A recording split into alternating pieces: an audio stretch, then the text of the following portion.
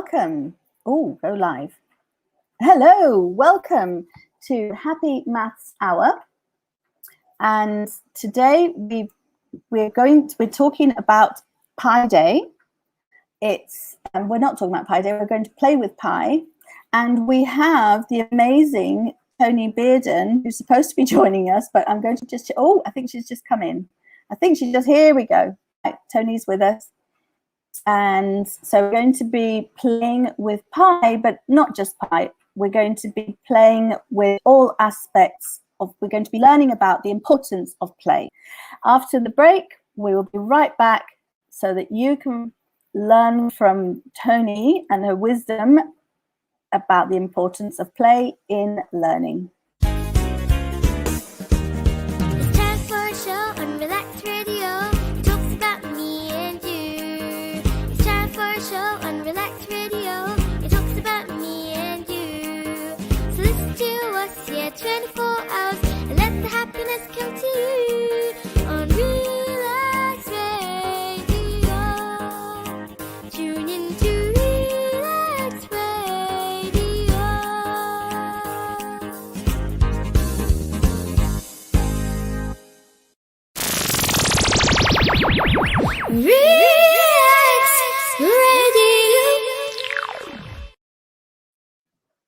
Welcome to Happy Maths Hour. I introduced myself as Happy Maths Hour and the other way around.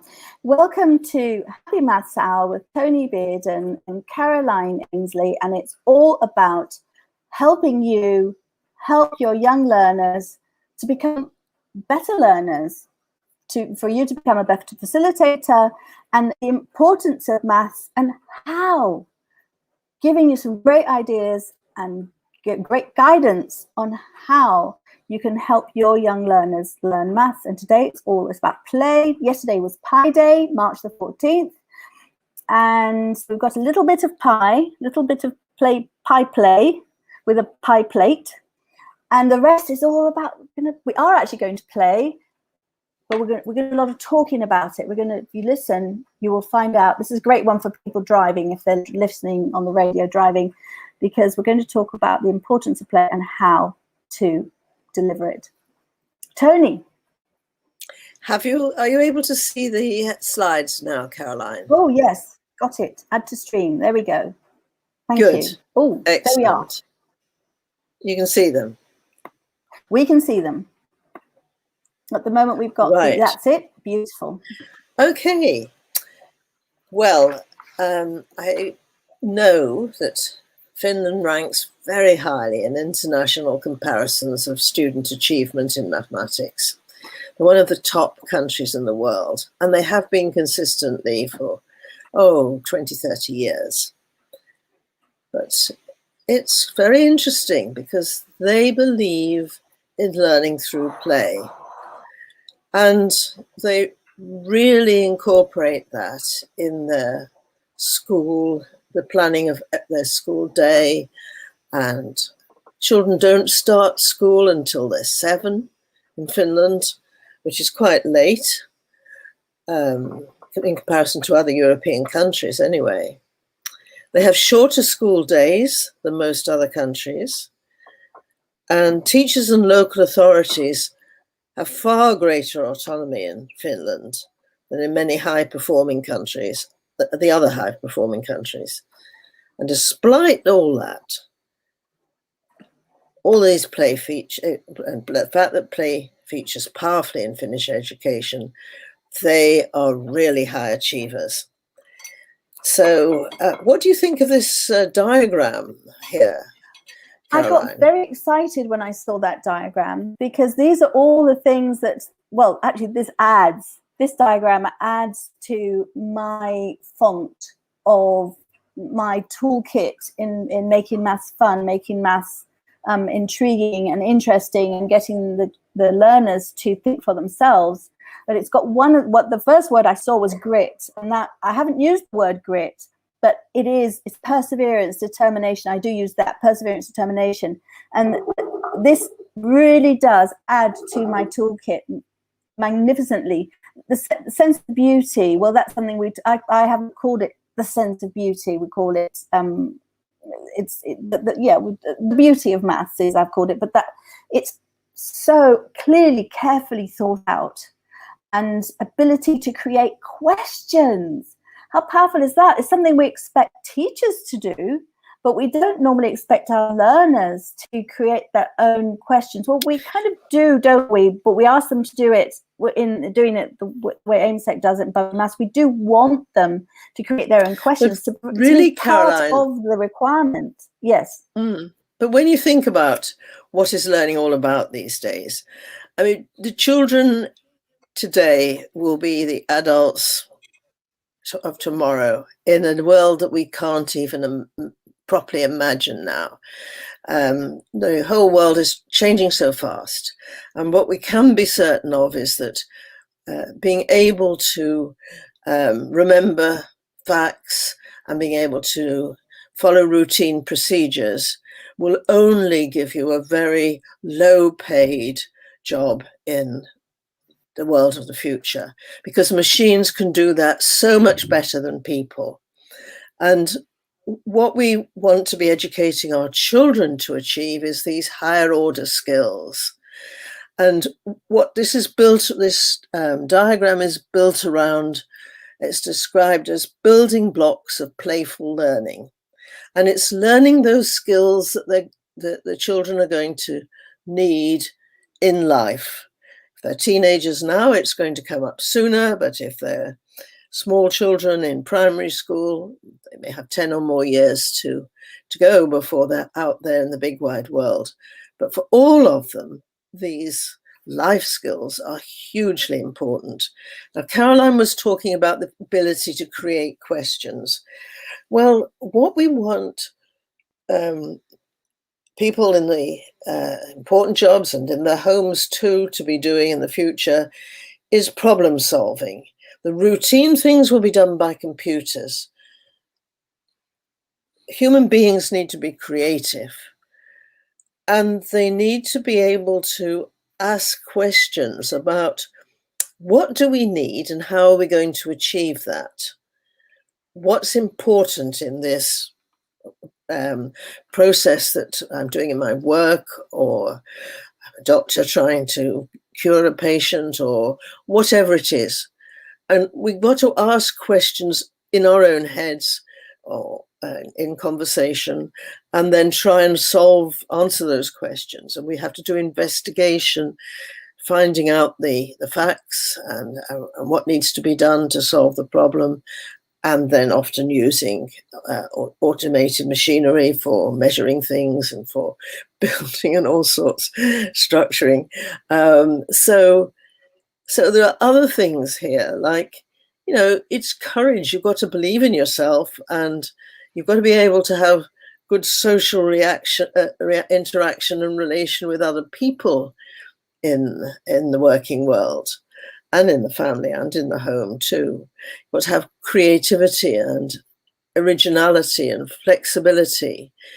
Anything else strike you about this, Caroline? Yeah, courage for me is a huge one. The other, one of the things that struck me was just the mindset, but in the center. It's the very thing in the center. I mean, the whole structure is based around empowering the learners, just every single aspect of it. And that's how it has to be. To become a lifelong learner, you have to be empowered. You have to learn to think.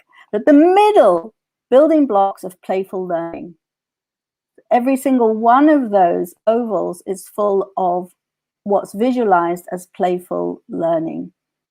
And they're just guidelines to playful learning. And what I like, one of them I like particularly, is this idea of knowledge co-creation. The idea that with colleagues, you actually have to discover and create the knowledge, use the knowledge that's already known, of course. But if the problem's already been solved, okay, fine, but then you move on. But supposing you've got a difficult problem that there isn't a solution known to it, then you have to create new knowledge, not by yourself, but working with other people. I think that's very sort of tough challenge, isn't it? And then there's the agents. Yes. Isn't it a great destination? Isn't it a great to be searching for that, to actually put that in as your purpose for what the learners in school are going to come out with at the end? Isn't it? I'm blown away by it. I love reading about the Finnish school system, and I don't understand why we're all not doing it. And then the next one around the sort of just going anti-clockwise around that clock is agency and autonomy. You give people some responsibility for the next steps they're going to take. You make them the change agents. So you give them agency and autonomy. Now, in the classroom, whether they're young children in primary school or teenagers, they should have some autonomy about their learning so that they learn how to behave like that as an adult. And group work is important too in school, so that they can do knowledge co-creation with other people. Of course, Caroline and I are passionate about mathematics, aren't we, Caroline? Yes. And we believe that there is beauty in it. And it's not just maths, other subjects too. You can be passionate. I've got a wonderful story about beauty in mathematics. Well, this is specifically mathematics.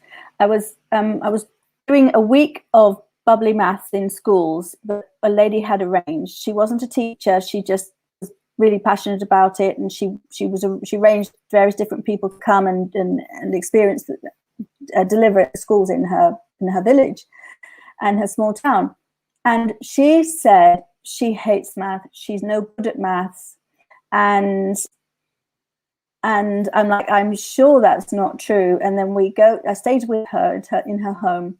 She was a lovely woman, and walked in, and I don't know if it felt as though every single picture on the wall, and there were lots of them, were all patterns and shapes. They were all highly, overtly, obviously mathematical.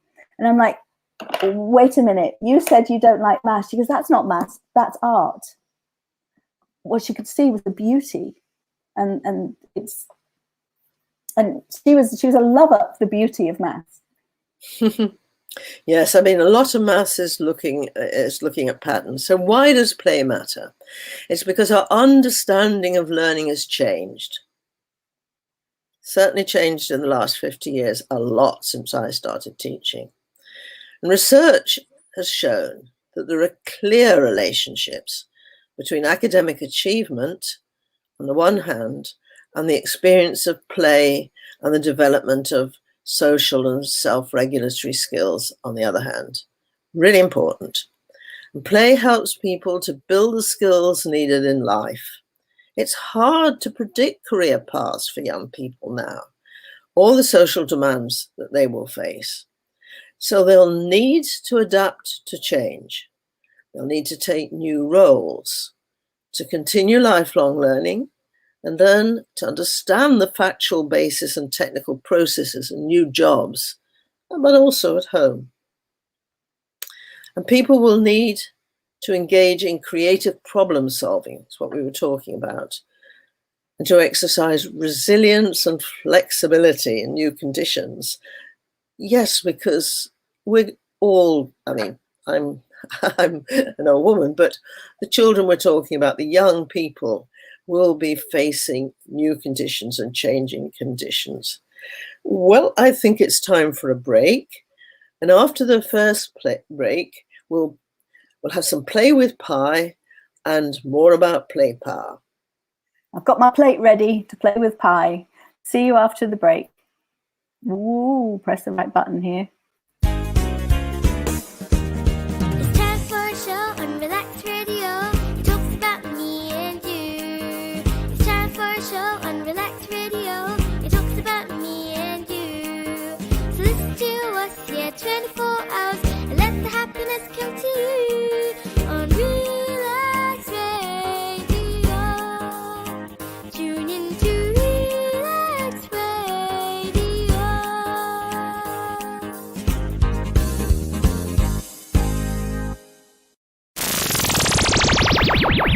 Relax Radio.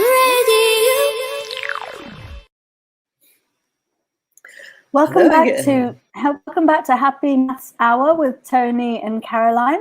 Today it's all about playing with pi, and we're about to actually play with pi. Before we just talk about this, I can see what you're going to say. Is it all right to you stop sharing when we're ready, and I'll share my visualizer? Is that all right? Are you good with that, Toni? Okay, yes. Or would you And then prefer that I I'll had it share in my again. small little picture? Okay, you're good with that. Right, go ahead. I'm not Thank you. sure you need to, but Caroline, let's just get started. Okay. Now, I'm showing this picture of how AIMSEC, which is the organization I run, helps teachers and parents at home to develop cost-free manipulatives. So what do the children play with? What do they play with at home, and what do they play with in school? Now, a lot of children have had packets from the kitchen and made up their own shop and made or being given some play money so that they can play shop with containers from the kitchen. If the game needs counters, they can use beans or stones for counters. What you see here is models. You see in the middle of the picture there, people making models from rolled up paper sticks. Down on the left, you see a packet from the kitchen, and that's to learn about that particular shape, which is a cuboid, but in a maths lesson. But as I explained, toys don't have to be expensive things you buy. They can be items that you would throw away otherwise, containers, perhaps plastic containers that you would throw away that can be used for water play, all sorts of objects that are found around and don't cost very much. Now you see in the picture there the answer to what is the number pi and explain it. So here you see this picture. Now, Caroline, I'm going to stop sharing and Caroline is going to do this. But do you want me to have a go? Do you want me to have a go with just my little camera and see how it looks while you're talking? I'll do that. Yes, I'm going to stop. Okay. No, don't stop sharing. See if this. See if this will work. Oh, I see. If I don't need to stop. Okay. Right. I can't see you, Caroline, for some reason. No, you can't see me. You're seeing the plate. But you just tell me if you want me to stop sharing. Okay. I can't see the screen at all, so you have to tell me if it's right. So I think Anna's got to play a plate and some string. The first thing she's going to do is to wrap the string around the plate and cut it off so that the length of the string is exactly the length of the distance we call circumference. Tell me when you've done that, Caroline. Let me see. I'm going to start it there. I actually didn't think about that. I should have got some tape. So anyway, I'll go around like this and I'll hold it. And I'll then cut the string so that you have a piece of string which is the length of the circumference.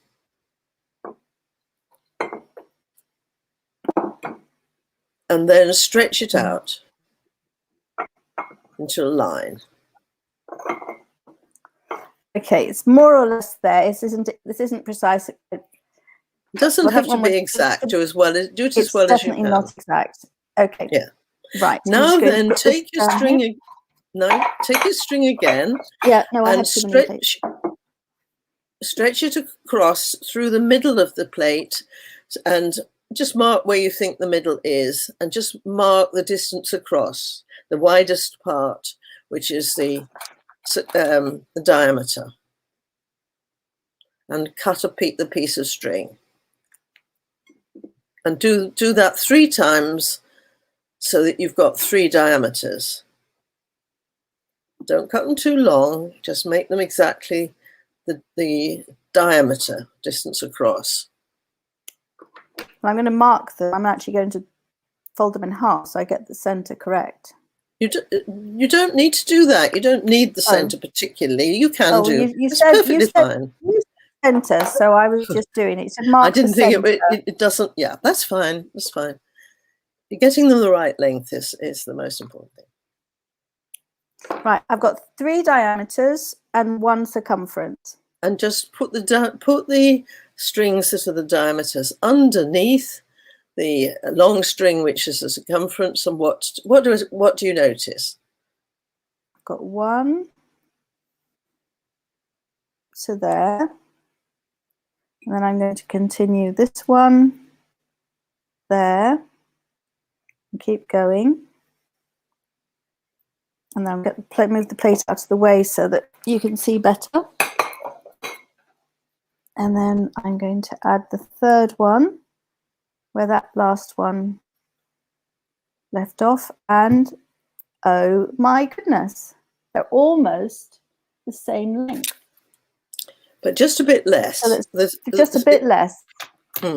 So that what we've learned is that the number pi, which, well, this is how pi is defined. It's a ratio of the circumference to the diameter of a circle.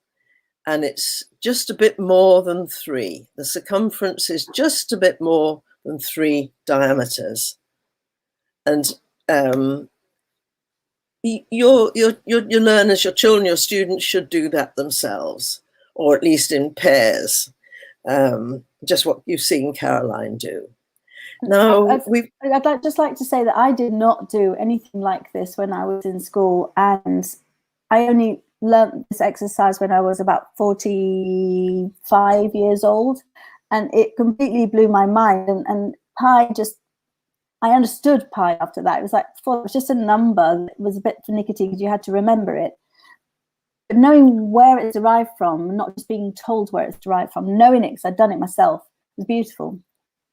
Well, there's a lot of interesting facts about pi. I put a few here on the screen. Can you see this one? This chart, Caroline? Yes, it's a little bit. Well, I'm going to read it because it's quite small. Yeah. Yes. Yeah. Now, the number pi is just a bit more than 3. It's 3.141 something something something, and on it goes. And so March, which is the 3rd month, the 14th March the 14th, which was yesterday, we'll call Pi Day, or it was also called the International Day of Mathematics because of this number pi. It also was Albert Einstein's birthday, coincidentally. Now you might ask, if pi is 3.14159 something something something, how long is it? How many digits does it have? And the answer is that it's infinite. It never ends. So it's an infinite decimal. Pi is an irrational number. It cannot be written as a fraction.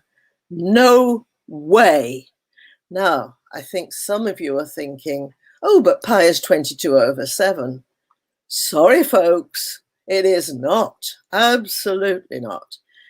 22/7 is an approximation to pi. It's pretty close to pi, but it isn't pi. And I think a lot of people will have learned that pi was 22/7 in school, so they learned something that was false. Okay. Something else, and this is something I never understood, was why a number was called rational or irrational. And I'd heard them, but I never learnt them because I didn't understand them. It was a perfectly good explanation.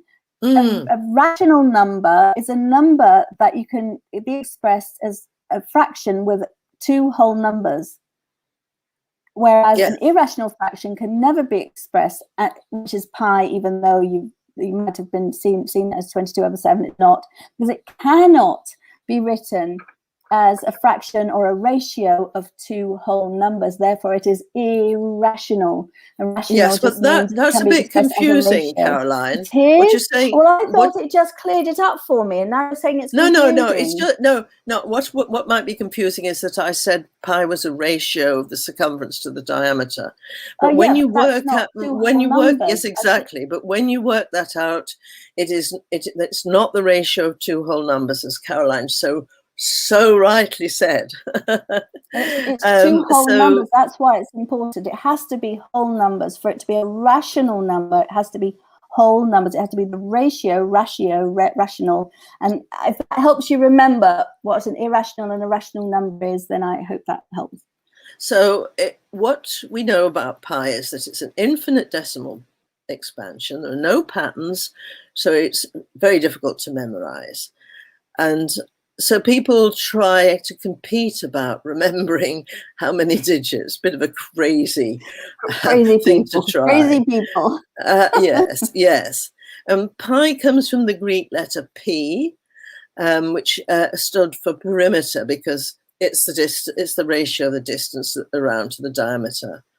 Which is the 16th number in the Greek alphabet, and it's been known, human beings have known about pi and have known that it's an irrational number, and then known that it's a little bit more than 3 for almost 4,000 years. Might not have used the language we use today, but they knew about pi.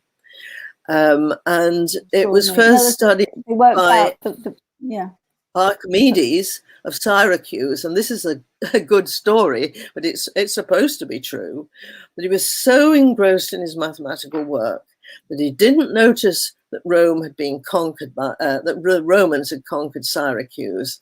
And a Roman soldier came up to him and yelled at him in Greek, and he yelled at the soldier in Greek, "Don't touch my circles." Well, it probably wasn't circles. He was probably like my husband, engrossed in some mathematics, and he didn't want to be disturbed.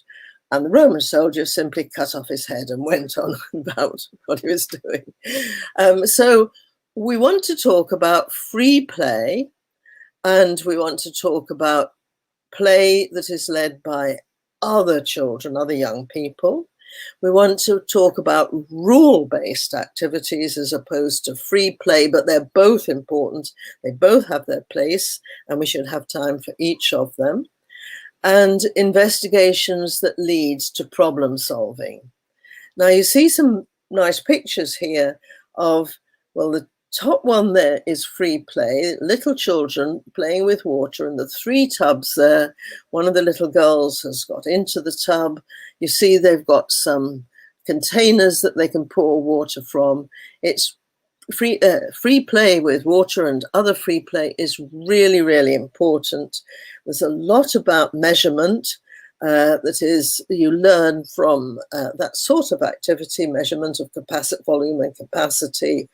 And play lays the foundation for literacy and numeracy. Through play, children learn to make and practice new sounds. Play helps with vocabulary development.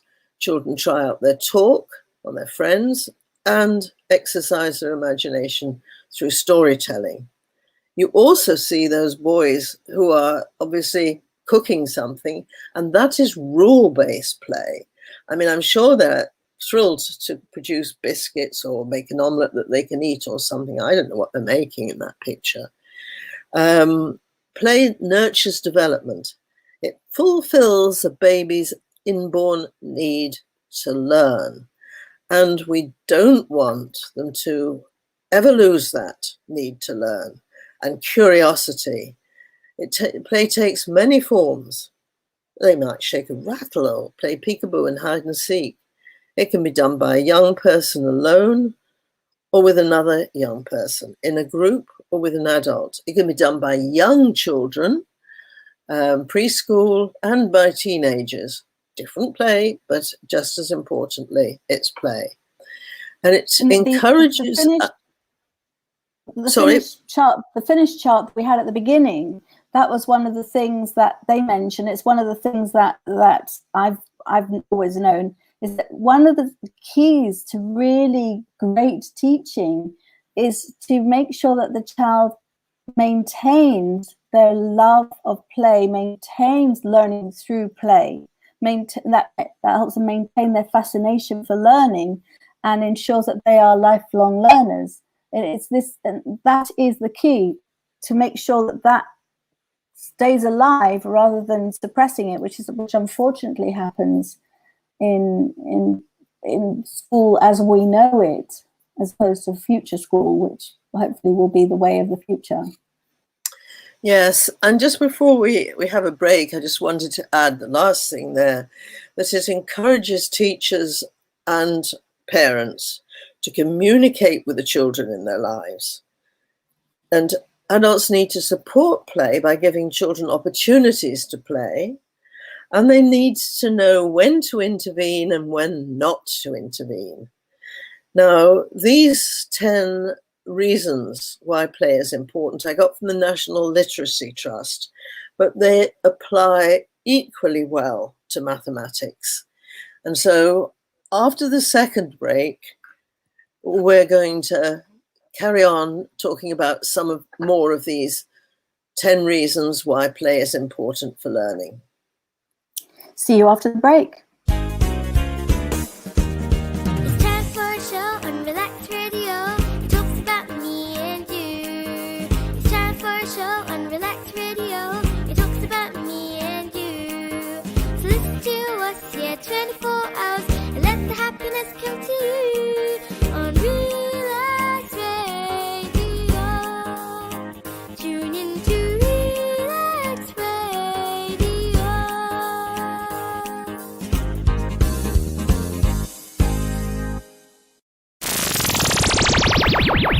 Relax Radio.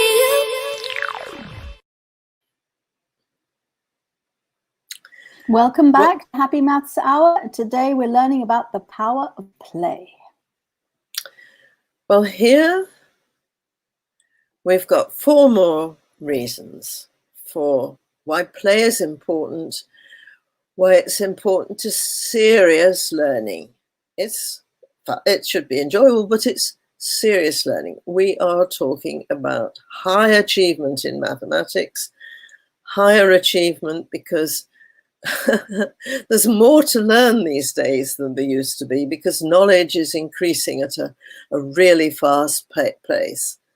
So despite there being more to learn, we're still saying it's important to give children time and space to learn, to play. So it gives young people the chance to be spontaneous.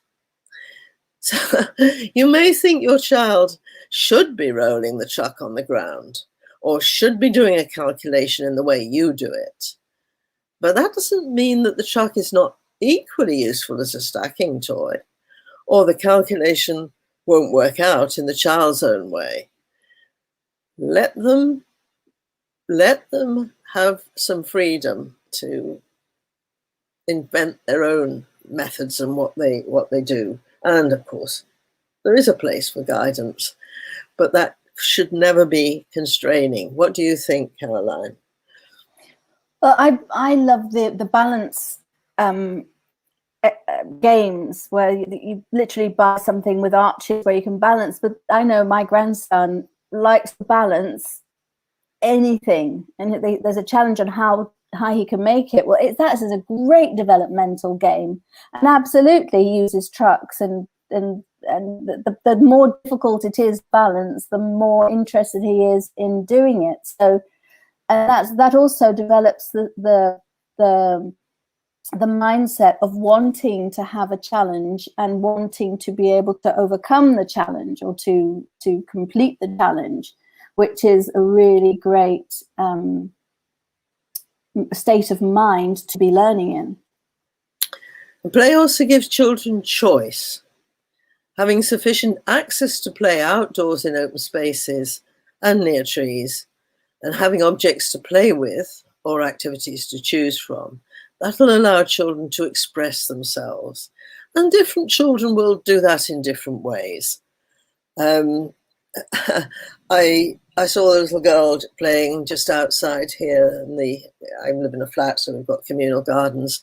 And she was talking away to her teddy bear. And mother wasn't in sight, but I'm sure her mother was looking out the window, because the flats look out on this open space here, or in the doorway somewhere. And she sat her little teddy bear on the branch of the tree, and she was still talking to him. And then she moved the branch and he fell off. It was all part of the play. I don't know what that was about.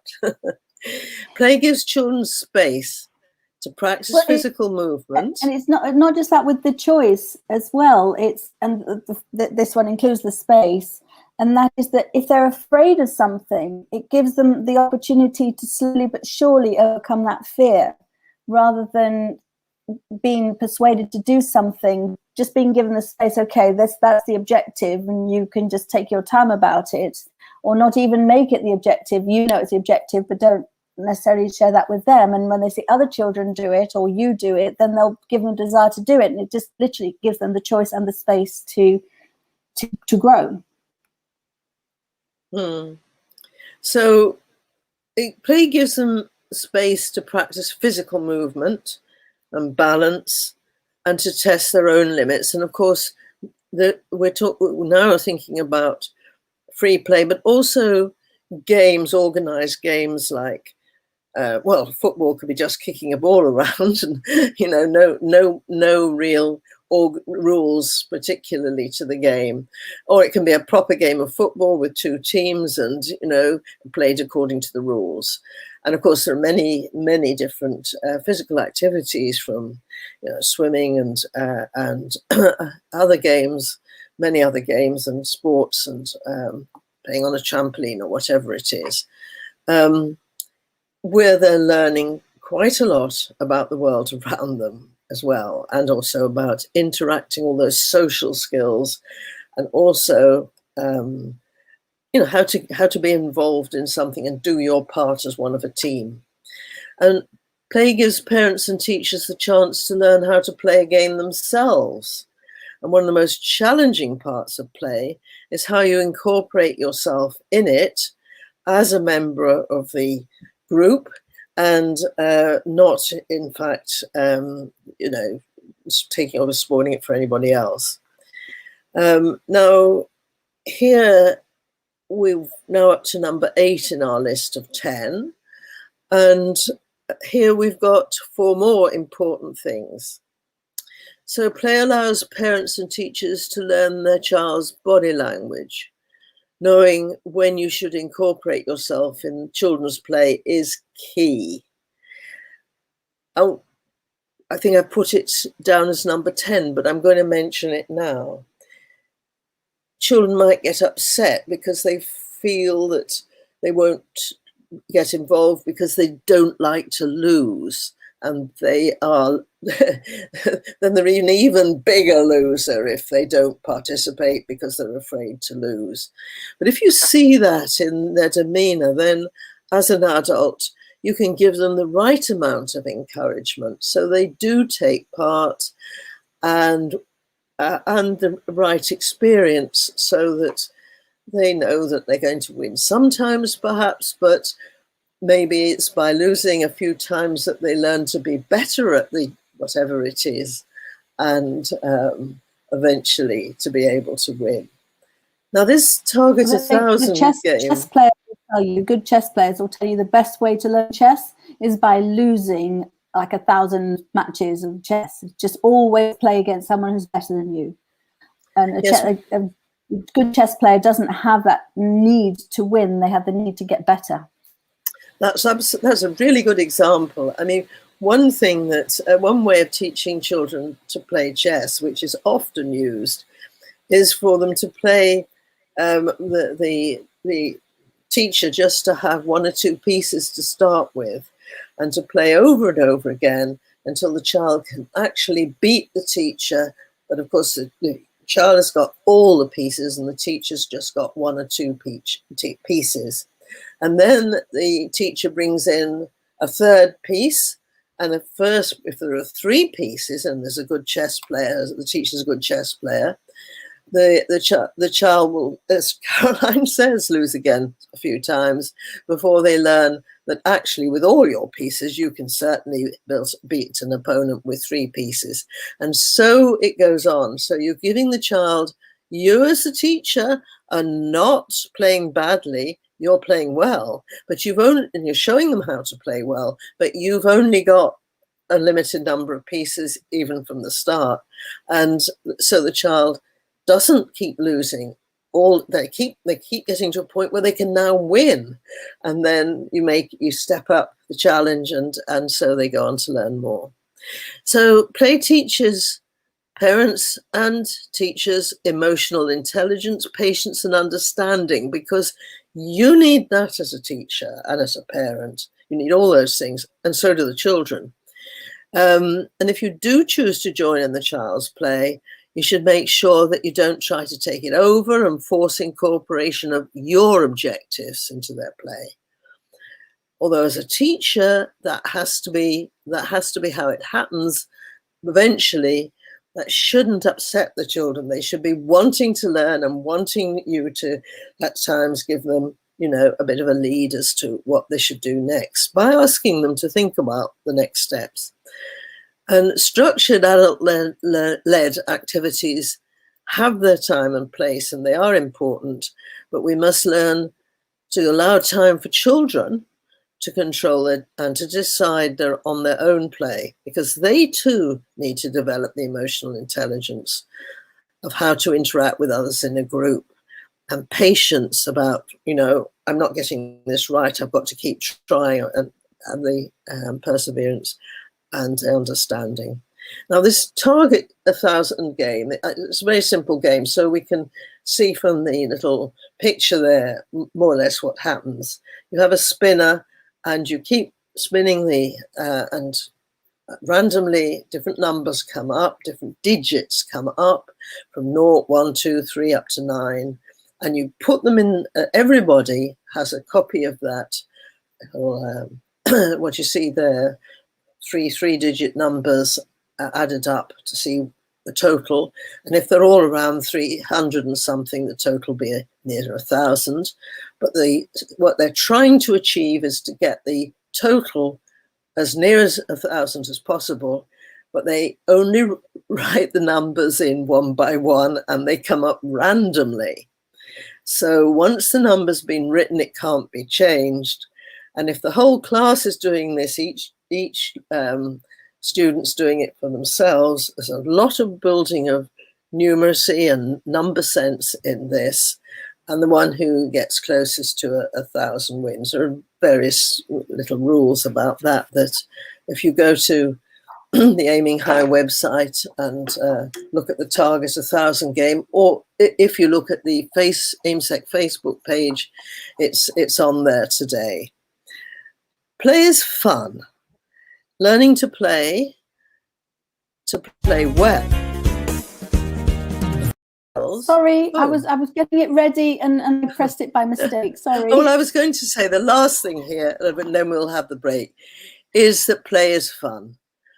Learning to play well, both by themselves and with others, it sets children up to be contented and sociable. And play is how young people learn how to be a good loser. We said that, and that's important too. And to enjoy play, whether they win or they lose, and know that sometimes they're going to win. So, and they learn me and my grandson's catchphrase: perseverance and determination. So we're going to learn something about computer programming through play after the break. And after the break, I'm going to become a robot. See you after the break. It's time for a show on Relax Radio. It talks about me and you. It's time for a show on Relax Radio. It talks about me and you. So listen to us here 24 hours and let the happiness come to you on Relax Radio. Tune in to Relax Radio.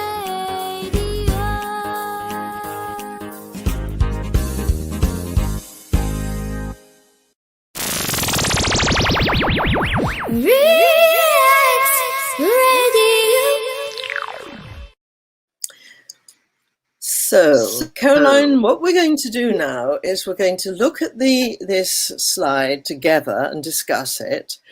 And then I'm going to stop sharing, and you'll need to have your camera on you because you're going to be the robot. And yes, I am. yes, and we're going to show you how you and the children you teach, if you're not already an expert computer programming or coder, can learn how to write computer code. And you don't, and it doesn't matter whether the children you're working with are 5 or 18, or whether we're talking about adults. This is a good way to learn basic principles of computer coding. Now, it's using Logo software, and it's free, and you can download it from the internet. Just Google FMS Logo for Microsoft Windows, or ACS Logo for Mac OS. Just Logo, and you can download it for free onto your computer. And then if you go to the Aiming High website, the 2 links are there. You can start our series of challenges. You don't need to know anything about how to write computer code. You don't need to know anything at all. And you'll soon be drawing many different geometrical patterns and learning some geometry. You'll learn the basics of computer coding. And then if you persevere, you'll learn how to do some algebra using Logo as well. So it isn't just what they call turtle graphics. Those links for Command the Robot on the Aiming High website, they're in the description, just so you can just go down there and click on them. Now, you see a picture of a turtle there because this original logo was created at Massachusetts Institute of Technology as a software for children learning in school. And it uses a robot that's a little turtle, which can be on your screen, or it can be like the Roma there, you see, a little robot with a pad on his back and buttons that tell you whether to turn right, left, or go forward, and how many steps. You can fill in the number of how many steps he's got to go forward. And the turtle that you saw there and this rectangle, if you do him on the ground on a piece of paper, he has a pen under his tummy, and as he goes forward, if the pen is down, it draws a line. Of course, you can make the pen up so he can get from place to place without drawing lines that you may not want in your diagram. So he will follow your directions, which are very simple. And he will go forward, he'll turn through the angle you tell him to, he can go backwards, and with a very, very few commands, you can be drawing simply quite pretty and complicated patterns like the one you see on the left, and Caroline's going to do that. So if I get the instructions right. So what you can do with your class is, or your group of children, is actually to take them outside where there's plenty of space. And at first, the adult can be the person who gives the instructions, and the children can be the robots. But once they get the idea, one of them can take over, and they can be the leader, and they can be, tell the rest of the group, including the adults in the group, what to do, how far to go forward, and design their own instructions rather than repeat the ones that the first demonstration. Everybody designs their own shape and then see if they can get somebody else to follow that shape. Yes, and if you pursue the sequence of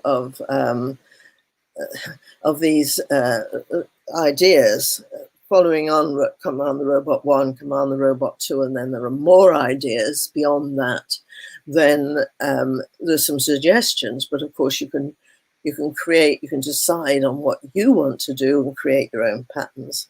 Now, just before I stop sharing, I couldn't resist sharing this link with you. Here, this father, this dad, with his children, he says he'll make them a peanut butter jelly sandwich if they give him precise, clear directions. You see, if you're going to give a computer or a robot directions, if you're going to program a computer, write code, then it has to be clear, unambiguous, and no chance to go wrong. Okay? Otherwise, the computer can't do it. It doesn't know what you mean. It can't read your mind. It can't guess it. So this is an absolutely hilarious video, because the children think they're giving good instructions, and the father does exactly what they have told him, and it all goes wrong time and time again, because their instructions are not precise. So that's it's actually known as the PB&J challenge. Just Google it, go on YouTube, look for it. You'll find that one with that image. Tony's put the link there, but that's not a clickable link. I haven't put it in the description. Yes, it's absolutely brilliant, and it's a great thing for you to attempt at home as well. Well, all these Happy Maths Hour programs are going to be on YouTube, and then they will have all the links you could possibly need with them when they're on YouTube. And Caroline's working on that. So I'm stopping sharing, Caroline. On YouTube now, Tony, just not on the Maths Toys channel. That's an improved version on the Maths Toys channel. Right. Yes, okay. That's on YouTube. Yeah. Okay. So now, Caroline, when you're ready. Well, just tell me. I'm here. I'm at your disposal. Can you get a bit further away from the computer so we can see your feet? Or maybe not. No. Oh, okay, we can't. We can only see you from the knees down. It's just that it would have been nice to see you how many steps. From your legs we can see how many steps. From my arms you can see how many steps. Well, yes, all right. Go behind me, Tony, so yes, yes, of course, if you do this out of doors, it's much better, because you can see, you've got plenty of room and you can see other space available. So, so how many paces, Caroline, is it roughly from where you're standing up to the obstruction in front of you? 4? In front of me is the computer. Is that what you're Yes, talking I know, about? but are you going to be able to take 4 steps forward? I'm going to take. Yeah, can I take 4 steps forwards? Little steps, then. Okay. All right. Forward. Can you take, Caroline? Can you take 4 steps? Can you turn right, Caroline? Wait a No, minute. turn left, because it doesn't seem to be much space on your right. Here we go. Turn my back to you. Now what? What? No, I want you to turn a quarter turn. Yeah, but I've got my back to you so we know which is left and right. Quarter turn right. It doesn't. Yes. Okay. Quarter turn right. Caroline, I just want to know how much space you got there. You can take 4 steps in that direction, can you? Yeah. 4 small steps. Yes. Okay. So I think you need to get as far back into that corner as you can, so that you've got a maximum amount of space. All right. Now, okay, Caroline, I think you need to face the. You can face the front so people can see you. Okay. Now, Caroline, go forward 2. 1, 2. Okay, Caroline, left turn 1. So left turn 1 quarter. 1 quarter. That's right. Forward 4. 1, 2, 3, 4. Left turn a quarter turn. Forward 2. 1, 2. Forward a quarter turn. Sorry. left a quarter turn. Forward 4. 1, 2, 3, 4.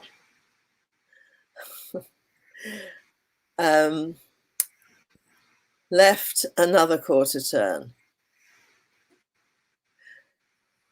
What shape did you go round?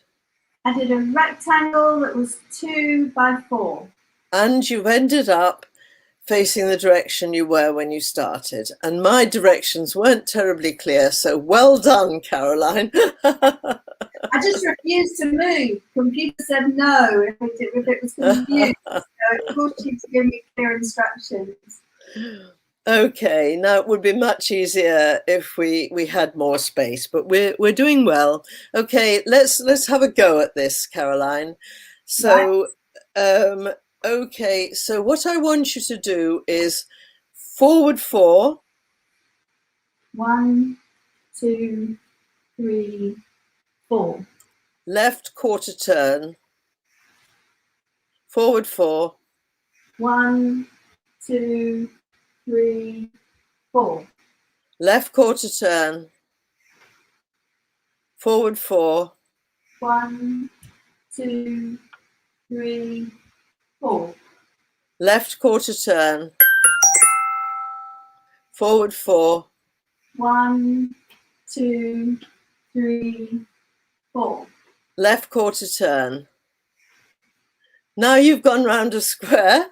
Yes? 4 by 4 square. Yes. Okay. Right. Now, let's see if you can do a bit of a zigzag. Okay, Caroline. So, okay. So, what I want you to do is to go forward 1. 1. Forward 1. Right. Another one. Yes. Left a quarter. Left a quarter. So a forward 1. Yes. Left. Forward 1. Left a quarter turn. Forward 2. 1, 2. Right a quarter turn. Forward 2. 1, 2. Left a quarter turn. Forward 2. 1, 2. Right a quarter turn. Forward 1. Right a quarter turn. Forward 1. 1. Right a quarter turn. Forward 2. 1, 2. Left a quarter turn. Forward 2. 1, 2. Right a quarter turn. Forward 1. 1. Left a quarter turn. Forward 1. 1. Left a quarter turn. Okay, I can do left. Now, Caroline, you have just done the square. I don't know whether the people watching you were able to see it, but you did extremely well, really well. And you did a square with the zigzag pattern inside it that was on the screen, on my screen. Oh, we can't see that. We can't see your screen. Well, I know, but they saw it before. Oh, okay. Right, okay, so you managed to give me the instructions, and I managed to follow them that duplicated the pattern you had on your screen. Yes. So we haven't got much time now, about a minute. So if we'd done this with a group of children, I mean, you know, they could see the pic. They might do it by seeing the picture and then giving the instructions so that the children who are acting as the robots trace out the picture. Or they might do that on their computer, and they will watch it being drawn as they type the instructions into their computer. If they do it on their computer and it goes wrong, it doesn't matter, because they can quickly change it. By making mistakes, it's a beautiful system, but by making mistakes, they learn from those mistakes by putting them right. And that's really the most important way that people learn to be good computer coders. Yeah. Yeah. And the other thing to say, if you were a bit sharp just now, you'll have realized that Caroline we repeated the same instructions again and again and again. So the next instruction that they would learn would be the repeat instruction. So instead of me telling Caroline the same thing again and again and again, I would tell her that they had to do this, but they had to do it 4 times, okay, or twice. And so it would cut down on the number of instructions by doing the repeat in there. Yeah. And then you get packages that are little sort of collections of instructions that are called procedures. And very simply, after a few lessons of experience of doing this, if they're teenagers, but if they're much younger, they're lucky enough to have play with a Roma, like I showed you, a little sort of toy toy robot, then they can build up to this gradually. But if they only meet this but when they're 14 for the first time, or even 17, they can, anybody, or even if they meet it when they're 8 years old, they can learn very quickly how to write a simple computer code. Well, fantastic. I think we're out of time, Caroline. Yes, we're a minute over. So thank you so much, and go play the robots. Command your robot. Follow the link, and we'll put a live link in the other one for the PB&J challenge. It's a great challenge. See you next week, 5 o'clock London time, for Happy Maths Hour on Monday. Thank you. Bye bye. Goodbye, everybody. Goodbye.